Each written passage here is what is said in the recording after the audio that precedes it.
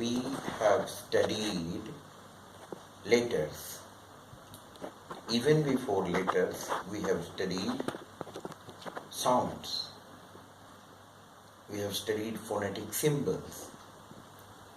So right from the phonetic symbols to the sounds to transcribing them, and later on we came up to morpheme and then words. Words are known as parts of speech, and they are of 8 types.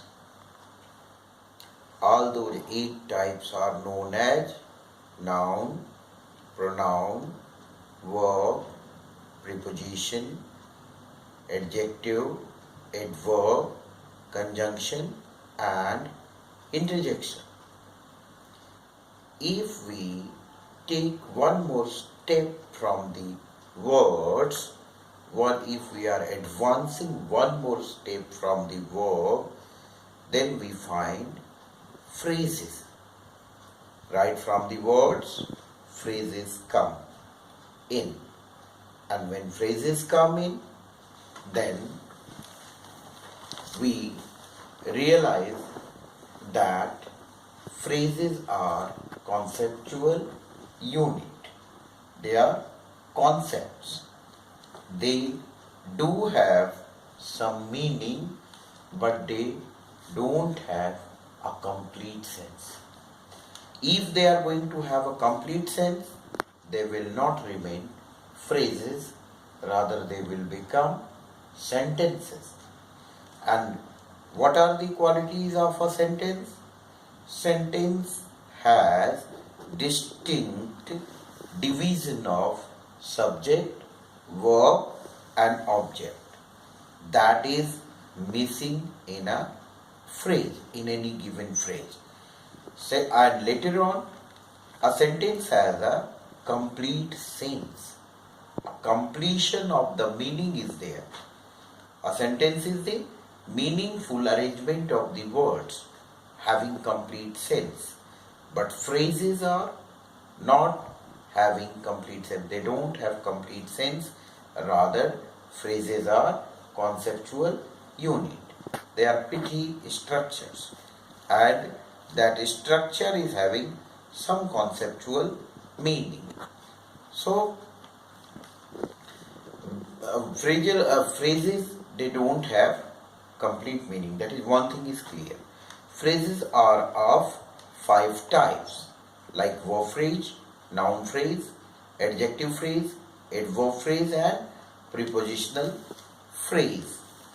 While talking about the definition of a phrase, we can say that phrases are group of words, they concept. Let us try definition, let us try characteristics of a phrase, and then we can say it's a group of words forming a conceptual unit, but not a sentence. It lacks the qualities and abilities of a sentence so far as grammatical eligibilities are concerned. Phrases don't qualify the eligibility of a sentence, rather they remain behind so far as the organized structure of a sentence is concerned. And then many times they are idiomatic, short, pithy expressions, and they don't carry complete meaning. So trying the definition, trying out the qualities, phrases are very small structures and a group of words, but they either function as noun, or they either function as adjective, or even in some cases they function as verb, adjective, noun and then adverb, and sometimes prepositional phrases. And when you study preposition, earlier while discussing word, we talked about preposition, like simple preposition, in, on, at, upon, and when we talked about compound preposition, into, upon, clear, inside. But when we are talking about phrase preposition, So in case of, instead of, they are prepositional phrases. But in certain cases, preposition plus noun, they become a prepositional phrase. So phrase can be defined as a group of words forming a conceptual unit. Phrase is a group of words, it forms the conceptual unit. And this group of words can never be a complete sentence. It contains situational phrase and idiomatic short expression, and thus they constitute a mark of expression, and that's why they are known as phrases. Their incompleteness is their feature. Their incompleteness in the meaning is the one of the major features, and that is why they are known as phrases. So let us talk about, like it's a group of words that has meaning but doesn't have a subject, main verb and object. That is missing somewhere. It can be a noun phrase and functioning as the noun in the given sentence. It can be a verb phrase that will be functioning as verb in the given sentence. It can be adjective sentence phrase that can be functioning as adjective in the sentence. It can be adverb phrase, it will be functioning as adverb in the given sentence where it is used. It can be functioning as preposition or prepositional phrase, and it will be projecting the function of preposition. So these 5 kind of phrases can further be elaborated in the form, like a verb phrase has an ordinary verb, and that can also be one or more auxiliaries in front of ordinary verb. And like was, arrived, can see, don't know, have been thinking. Then second is noun phrase. Noun phrase has a noun. There can also be a determiner and adjective in front of the noun. Then music, some money, a new game. A noun phrase function as a noun in a given sentence. I went to see my friend Tom. The only ones they have, they are too small. Then adjective phrases. An adjective phrase is often just an adjective, used as an adjective. There can also be an adverb of degree in front of the adjective, like very old, great workmanship, most ridiculous. An adjective phrase functioning as an adjective. Example, I was very pleased indeed, and this one is better than mine. So fourth one is known as adverb phrase. An adverb phrase is often used as an adverb. There can be an adverb of degree in front of the adverb. Also, like sometimes he takes decision very carefully, and an adverb phrase functioning as an adverb. Example, they drive off in their car. They drove off in their car. I was there 10 days ago. Then coming to the prepositional phrase. A prepositional phrase is a preposition plus noun phrase, like on the road, by Friday, in case of, instead of, for a long time, in the case indeed, instead, at the office, on Tuesday, above all, at once, for sale, of course, on the hall, all over, halfway up. So we can come to this concluding point that these are the phrases. Phrases are a small conceptual unit. They have only impartial sense of conceptual unit. They don't have the clarity of subject, verb and object, and that is their limitation. This limitation restricts their identity to the limited boundary of phrase. Otherwise, they may take the shape of a sentence. What is missing there? the missing thing is that they are not having subject, verb and object sequence. This is, and that missing sequence limits them, restricts them to their limited periphery. Clear? And that peripheral role devises them, puts them as the phrase only. So you can say grammatically phrase is a smaller structure. Grammatically speaking, phrase is a smaller structure than the sentence, but it's at the same time it's a bigger structure than the word.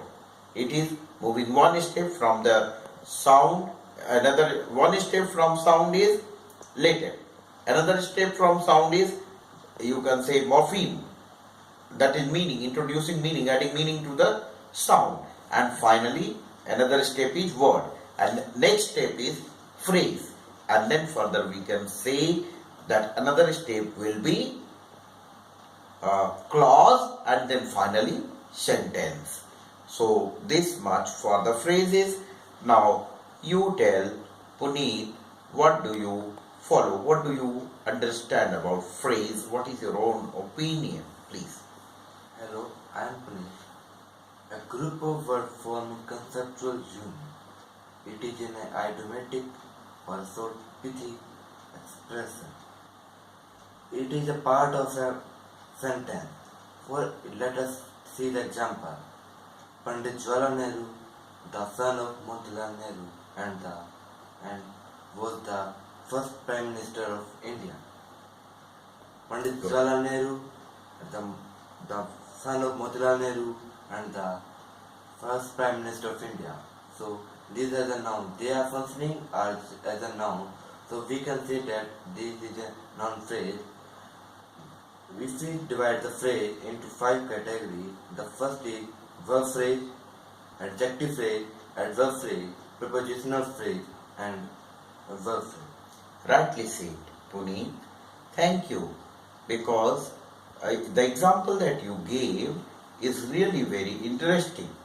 Pandit Jawaharlal Nehru, the son of Pandit Motilal Nehru, is the first Prime Minister of India. Pandit Jawaharlal Nehru, the son of Motilal Nehru, was the first Prime Minister of India.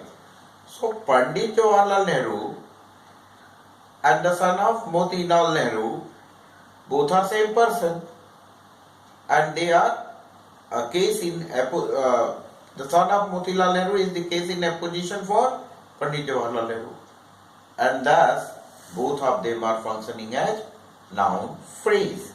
And at the same time, when you look at the other part, that is functioning here in the sense as the object or predicate part, constructing the predicate part along with verb, like was the first Prime Minister of India. The first Prime Minister of India is also Pandit Jawaharlal Nehru. So in this way, these three parts, Pandit Jawaharlal Nehru, the son of Motilal Nehru, was the first Prime Minister of India. Separately, all these three are functioning as noun phrases. Thus they are, this is the wonderful example for noun phrase. What do you think, Priyanka? Hello, here is the recapitulation of phrase. A group of words forming a conceptual unit but not a sentence. An idiomatic or short pithy expression. A mode of expression, a nice turn of phrase. Music, a group of notes forming a distinct unit within a larger piece. Express in word phrase, the replied badly. When reading aloud or speaking, divide sentence into units so as to convey the meaning of a whole. Music, divide music into phrase, especially in performance based on Greek phrasing to declare, tell, phrasing. Definition of phrase. A phrase can be defined as a group of words forming a conceptual unit. This group of words can never be termed as a sentence. In certain situations, phrases are idiomatic, short expression. Thus, they constitute a mode of expression. A phrase is a group of words that has meaning but doesn't have subject, main, verb, or object. Unlike clause or a sentence, it can be a noun phrase functioning as a noun, or it can be an adjective phrase functioning as an adjective in a sentence. It also functions as an adverb phrase functioning as an adverb phrase in a sentence. There are 5 kinds of phrase. First, verb phrase. A verb phrase has an ordinary verb. There can also be one or more auxiliary in front of an ordinary verb. Example, was arrived, can see, don't know, have been thinking. Second is noun phrase. A noun phrase has a noun. There can be also a determiner or an adjective in front of a noun. Music, some money, a new game. A noun phrase functioning as a noun. Example, I went to see my friend Tom. The only ones they are too small. And the third is adjective phrase. An adjective phrase is often just an adjective. There can also be an adverb of degree in front of the adjective. Great, very old, most ridiculous. An adjective phrase functioning as an adjective. Example, I am very pleased indeed. This one is better than mine. And the fourth one is the adverb phrase. An adverb phrase is often just an adverb. There can be an adverb of degree in front of an adverb. Sometime, very carefully. An adverb phrase functioning as an adverb. Example, they drove off in their car. I was there 10 days ago. And the last one is a prepositional phrase. The prepositional phrase is a preposition plus noun phrase. On the road, by Friday, for a long time, in the case of, instead, at the office, on Tuesday, on Friday, on Saturday, above all, at once, for sale, of course, on the whole, all over, halfway up. Nicely explained, Priyanka.